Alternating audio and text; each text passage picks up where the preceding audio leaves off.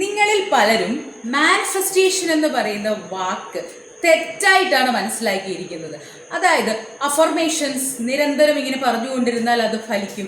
അതുപോലെ തന്നെ 333 നിങ്ങളുടെ ആഗ്രഹങ്ങൾ രാവിലെ 3 തവണ, ഉച്ചയ്ക്ക് 3 തവണ, രാത്രി 3 തവണ എഴുതി കഴിഞ്ഞാൽ അത് ഫലിക്കും. ഇങ്ങനെയൊക്കെ പറയുന്ന ഒരു മാജിക് ആണോ മാനിഫെസ്റ്റേഷൻ? തീർച്ചയായിട്ടും അല്ല. പക്ഷേ ഇങ്ങനെയൊക്കെ ചെയ്യുമ്പോൾ ഉള്ള ബെനിഫിറ്റ്സ് എന്താണെന്ന് പറയാം. നമ്മൾ എന്തെങ്കിലും കാര്യം നമുക്ക് ലക്ഷ്യമായി നമ്മൾ വെച്ചിട്ടുണ്ടെങ്കിൽ ആ ലക്ഷ്യം ആദ്യം മനസ്സിൽ ഉറപ്പിക്കണം. എന്തുകൊണ്ടാണ് ഈ മനസ്സിൽ ഉറപ്പിക്കണം എന്ന് പറയുന്നത്? മനസ്സിൽ ഉറപ്പിച്ചില്ല എങ്കിൽ നമ്മൾ ആ കാര്യം ചെയ്തു തുടങ്ങുമ്പോൾ ഡൗട്ട് വരും. ഇതെനിക്ക് കിട്ടുമോ ഇല്ലേ, കിട്ടുമോ ഇല്ലേ. ഡൗട്ട് വന്നു കഴിഞ്ഞാൽ നമുക്ക് നമ്മുടെ സെൽഫ് കോൺഫിഡൻസിൽ ഒരു വിശ്വാസമില്ലാത്ത അവസ്ഥ വരും. അങ്ങനെ വന്നാൽ ആ കാര്യം സക്സസ് ആവില്ല, ചാൻസസ് വളരെ കുറവായിരിക്കും. സോ ആ ചാൻസസ് 100% ആക്കാൻ വേണ്ടിയിട്ടാണ് ഈ പറഞ്ഞ ഈ അഫർമേഷൻസ് പറയുന്നതും ഈ 333 എന്ന് പറയുന്ന ടെക്നിക്സ് ഒക്കെ യൂസ് ചെയ്യുന്നതും.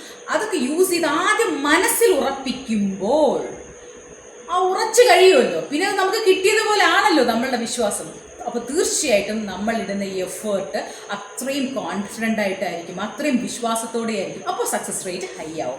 ആക്ച്വലി ഇതിനെയാണ് ഈ മാനിഫെസ്റ്റേഷൻ കൊണ്ട് ഉദ്ദേശിക്കുന്നത്, അല്ലാതെ ഇതൊരു മാജിക്കോ മന്ത്രമോ ഒന്നുമല്ല. So by.